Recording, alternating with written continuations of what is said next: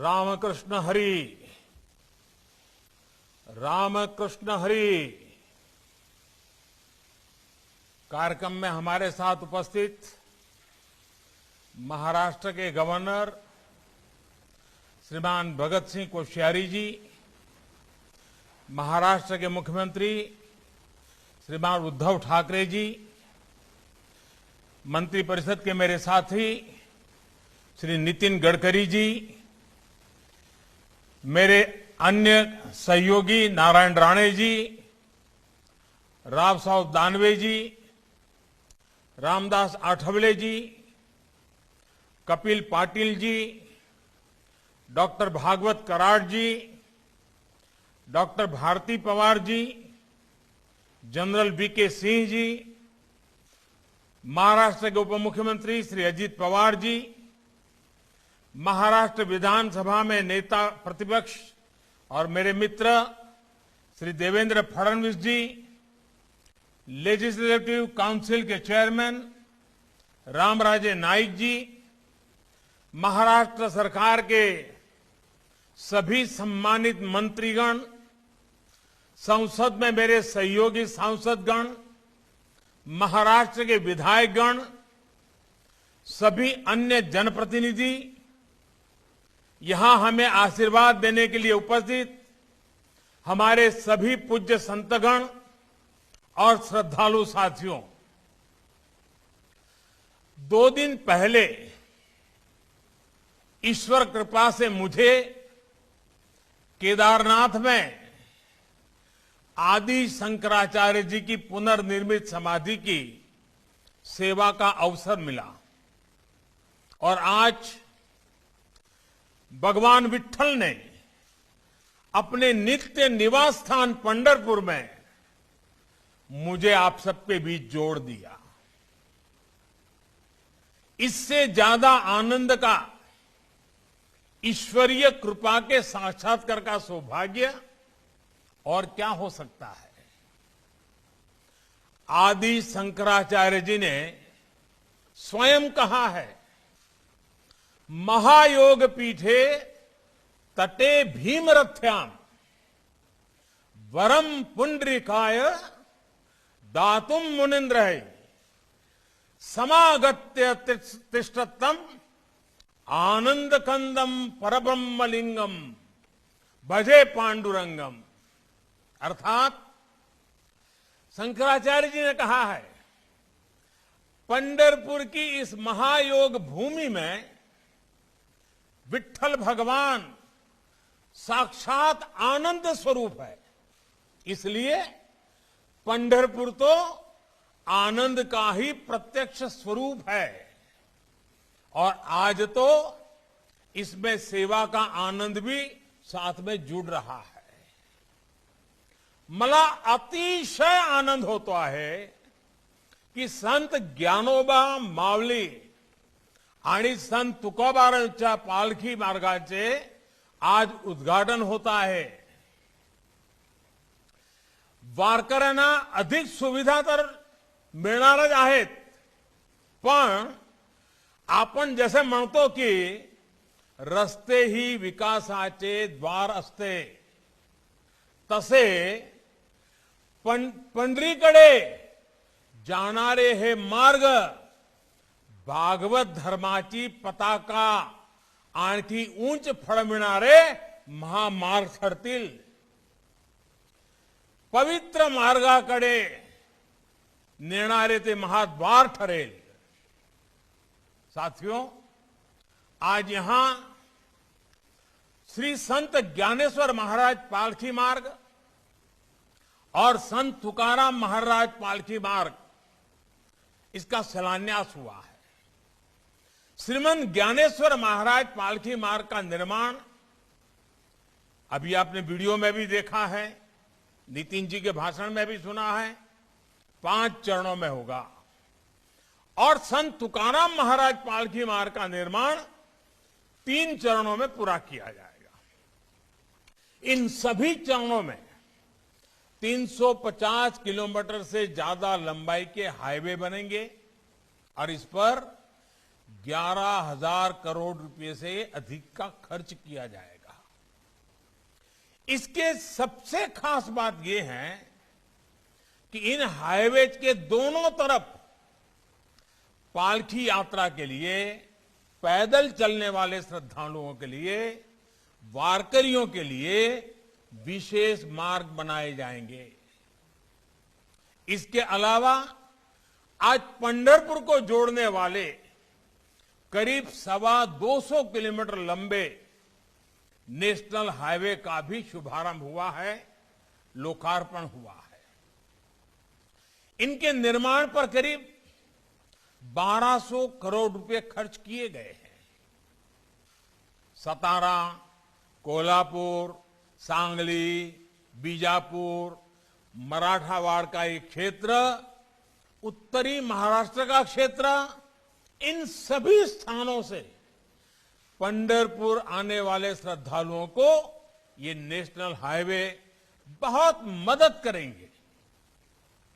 एक तरह से ये महामार्ग भगवान विट्ठल के भक्तों की सेवा के साथ साथ इस पूरे पुण्य क्षेत्र के विकास का भी माध्यम बनेंगे। विशेष रूप से इसके जरिए दक्षिण भारत के लिए कनेक्टिविटी और बेहतर होगी। इससे अब और ज्यादा श्रद्धालु यहां आसानी से आ सकेंगे और क्षेत्र के विकास से जुड़ी अन्य गतिविधियों को भी गति मिलेगी। मैं इन सभी पुण्य कार्यों उससे जुड़े हुए हर व्यक्ति का अभिनंदन करता हूं। ये ऐसे प्रयास हैं जो हमें एक आत्मिक संतोष प्रदान करते हैं, हमें जीवन की सार्थकता का आभास कराते हैं। मैं भगवान विट्ठल के सभी भक्तों को, इस क्षेत्र से जुड़े सभी लोगों को पंढरपुर क्षेत्र के इस विकास अभियान के लिए बहुत बहुत बधाई देता हूं। मी सर्व वारकऱ्यांच्या नमन करतो, त्यांना कोटी कोटी अभिवादन करतो। मैं इस कृपा के लिए भगवान विट्ठल देव जी के चरणों में अपना नमन करता हूं, उन्हें साष्टांग प्रणाम करता हूं। मैं सभी संतों के चरणों में भी अपना नमन करता हूं। साथियों, अतीत में हमारे भारत पर कितने ही हमले हुए हैं। सैकड़ों साल की गुलामी में ये देश जकड़ा गया, प्राकृतिक आपदाएं आई, चुनौतियां आई, कठिनाइयां आई, लेकिन भगवान विट्ठल देव में हमारी आस्था, हमारी दिंडी वैसे ही अनवरत चलती रही। आज भी ये यात्रा दुनिया की सबसे प्राचीन और सबसे बड़ी जन यात्राओं के रूप में, पीपल मूवमेंट के रूप में देखी जाती है।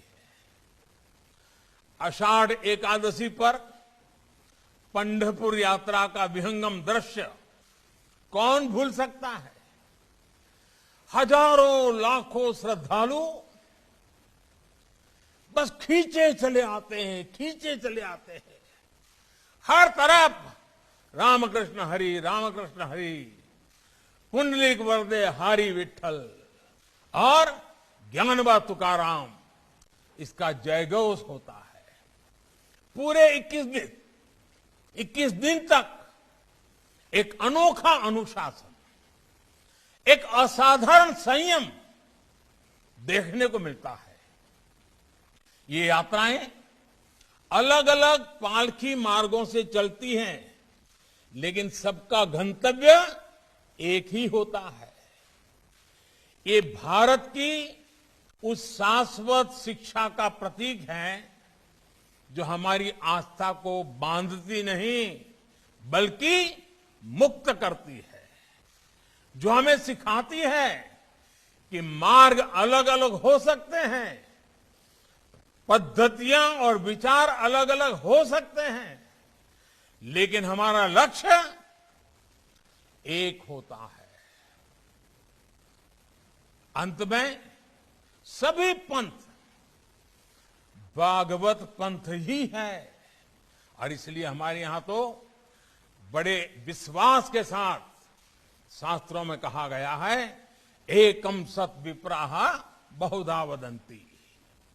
साथियों, संत तुकाराम महाराज जी, उन्होंने हमें मंत्र दिया है, और तुकाराम जी महाराज ने कहा है, विष्णुमय जग वैष्णवाचा धर्म, भेदा भेद भ्रम अमंग,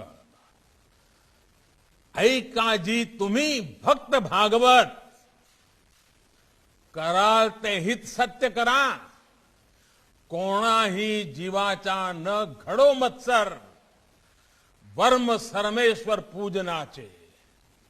यानी विश्व में सब कुछ विष्णुमय है, इसलिए जीव जीव में भेद करना, भेदभाव रखना ही अमंगल है।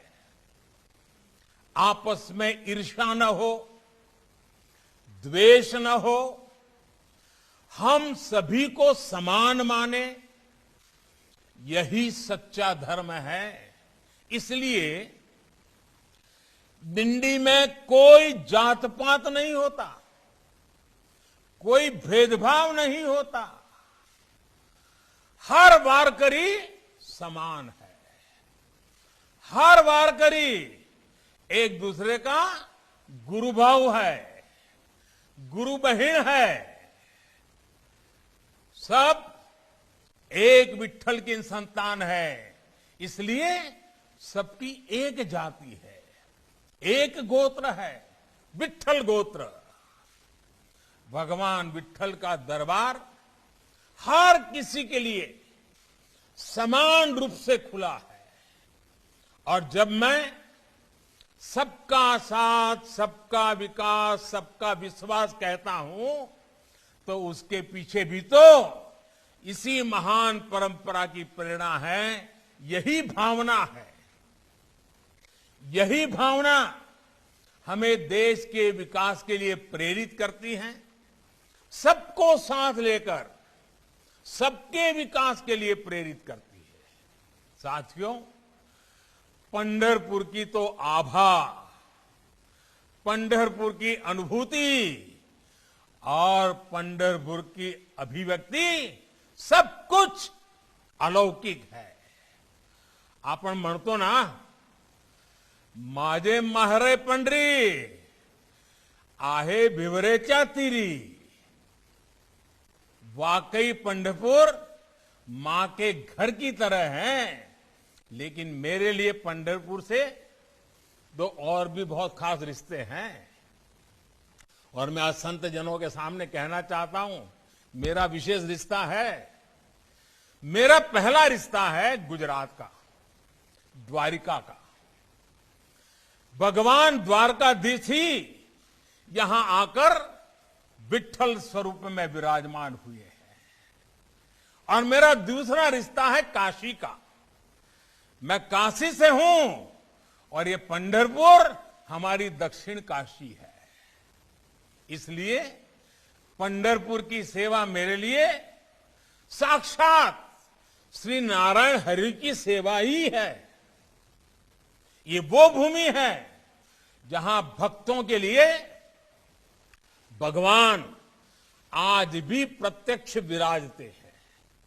ये वो भूमि है जिनके बारे में संत नामदेव जी महाराज ने कहा है कि पंढरपुर तब से हैं जब संसार की भी सृष्टि नहीं हुई थी।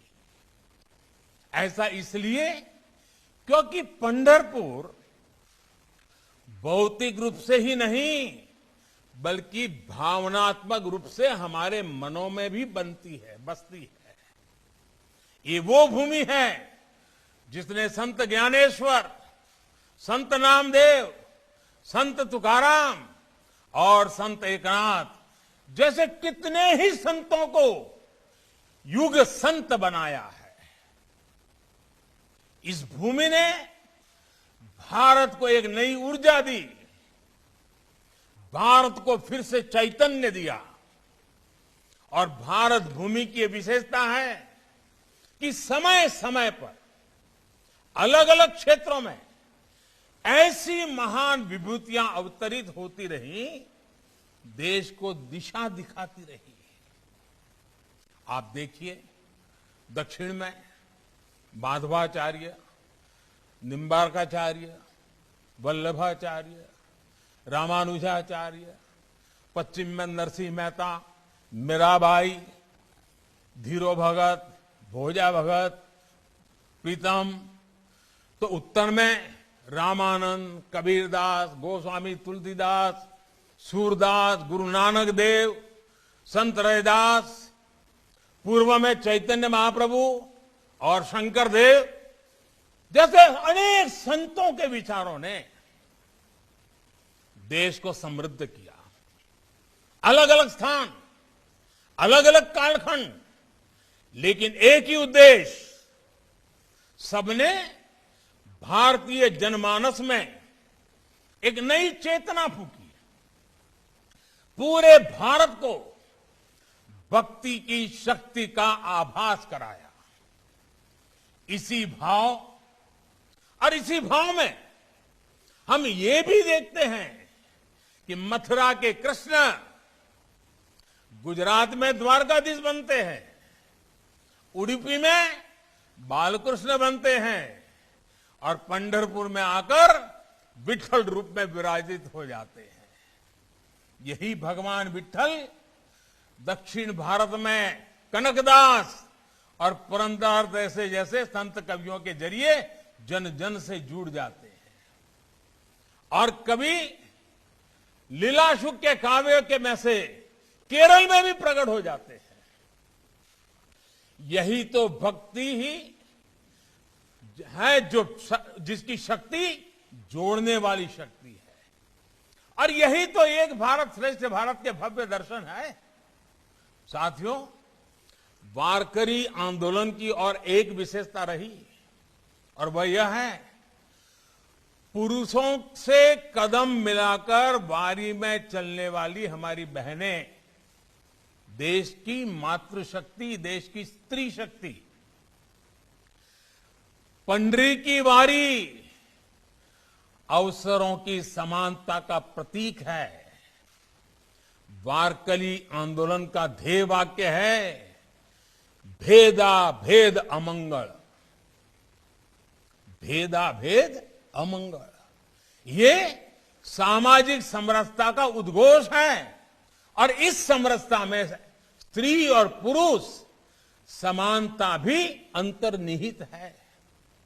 बहुत सारे वारकरी स्त्री और पुरुष भी एक दूसरे को माउली, माउली नाम से पुकारते हैं। भगवान विठल और संत ज्ञानेश्वर का रूप एक दूसरे में देखते हैं। आप भी जानते हैं कि माउली का अर्थ मां है, यानी ये मातृशक्ति का भी गौरवगान है।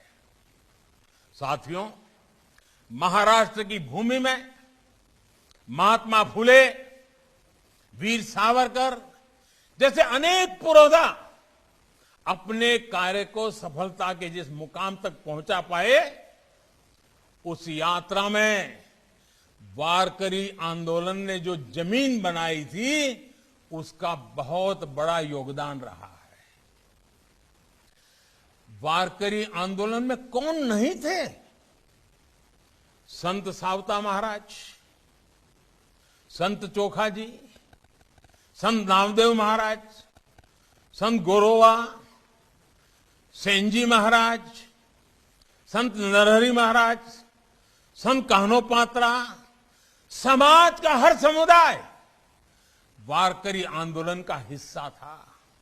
साथियों, पंढरपुर ने मानवता को न केवल भक्ति और राष्ट्रभक्ति का मार्ग दिखाया है, बल्कि भक्ति की शक्ति से मानवता का परिचय भी कराया है। यहां अक्सर लोग भगवान से कुछ मांगने नहीं आते। यहां विट्ठल भगवान का दर्शन, उनकी निष्काम भक्ति ही जीवन का ध्येय है। काय विठू माऊलीच्या दर्शनाने डोळ्याचे पारण्या फिरते की नहीं? तभी तो भगवान यहां खुद भक्तों के आदेश पर युगों से कमर पर हाथ रख करके खड़े हैं। भक्त पुंडिक ने अपने माता पिता में ईश्वर को देखा था, नर सेवा नारायण सेवा माना था। आज तक वही आदर्श हमारा समाज जी रहा है। सेवा दिंडी के जरिए जीव मात्र की सेवा को साधना मानकर चला रहा है। हर वारकरी जिस निष्काम भाव से भक्ति करता है, उसी भाव से निष्काम सेवा भी करता है।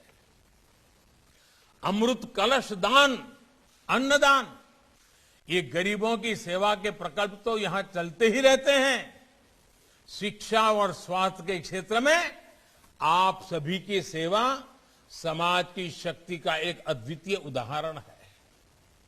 हमारे यहां आस्था और भक्ति किस तरह राष्ट्र सेवा और राष्ट्र भक्ति से जुड़ी है। सेवा दिंडी इसका भी बहुत बड़ा उदाहरण है।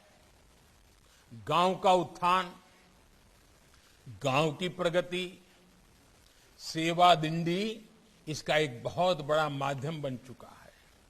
देश आज गांव के विकास के लिए जितने भी संकल्प लेकर के आगे बढ़ रहा है, हमारे वारकरी भाई बहन उसकी बहुत बड़ी ताकत है। देश ने स्वच्छ भारत अभियान शुरू किया तो आज विठोबा के भक्त निर्मल वारी अभियान के साथ उसे गति दे रहे हैं। इसी तरह बेटी बचाओ बेटी पढ़ाओ अभियान हो, जल संरक्षण के लिए हमारे प्रयास हो, हमारी आध्यात्मिक चेतना हमारे राष्ट्रीय संकल्पों को ऊर्जा दे रही है। और आज जब मैं अपने वारकरी भाई बहनों से बात कर रहा हूं तो आपसे आशीर्वाद स्वरूप 3 चीजें मांगना चाहता हूं। मांगू क्या? जरा हाथ ऊपर करके बताइए, मांगू क्या? आप देंगे?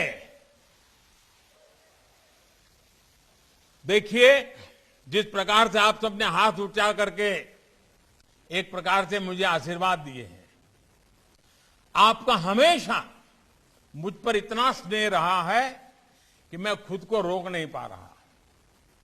मुझे पहला आशीर्वाद वो चाहिए कि ये श्रीमंत ज्ञानेश्वर महाराज पालकी मार्ग का निर्माण होगा।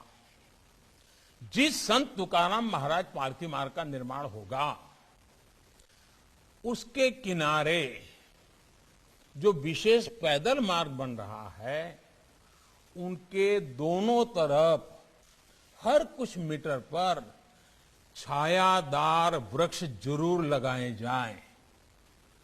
ये करेंगे क्या आप काम? मेरा तो सबका प्रयास है मंत्र ही है।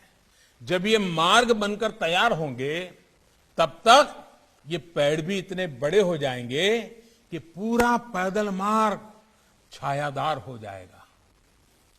मेरा इन पालकी मार्गों के किनारे पड़ने वाले अनेक गांवों से इस जन आंदोलन का नेतृत्व करने का आग्रह है।